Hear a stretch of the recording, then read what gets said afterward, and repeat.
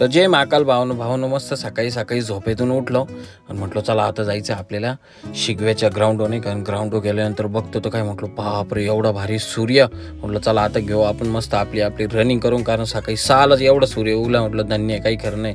तर भावांनं घरी आलो मस्त रनिंग वगैरे करून. एवढी बॉडी पेन करत होती, त्याच्यात पाय पण एवढे खतरनाक दुखायला लागले होते. म्हटलं आज थंड पाण्याने आंघोळ नाही करायची, आज आपण करू मस्त गरम पाण्याने आंघोळ. गरम पाण्याने मस्त आंघोळ विंघोळ केली. त्यानंतर म्हटलं आता जायचं आहे आपल्याला आज एका घरभरणीला, नाही का. तर मग काय नागेशला फोन केला. नागेश म्हणे मला पण घेऊन चाल. म्हटलं ठीक आहे. तिथे गेल्यानंतर काय नागेशच्या घरी बघतो तर काय म्हटलं नागेशची बसंती उभी एकदम खतरनाकवाली, नाही का, 4 व्हीलर. मग नागेशला घेतलं भावांना मस्त. नागेशला घेतल्यानंतर काय मस्त नागेश म्हणलं दिवस झालं यार बाहेरच फिरलं नव्हतं, चला आज तरी बाहेर फिरलं, नाही का.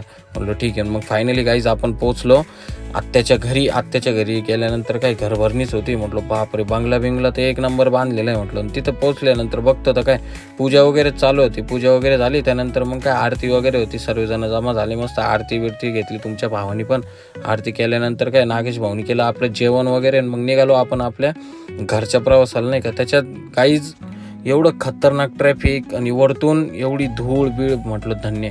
आणि फायनली कसं तरी पोचलो आपण घरी. घरी पोचल्यानंतर बघतो तर काय पप्पालाही सोम झोपलेले होते, कारण पप्पाची थोडी तब्येत वगैरे खराब आहे म्हणून, नाही का. आणि त्याच्यात आत्याने आपल्याला दिली होती खिचडी, म्हणजे लहान मुलांना जी खिचडी भेटते ना ती खिचडी वगैरे दिलेली होती.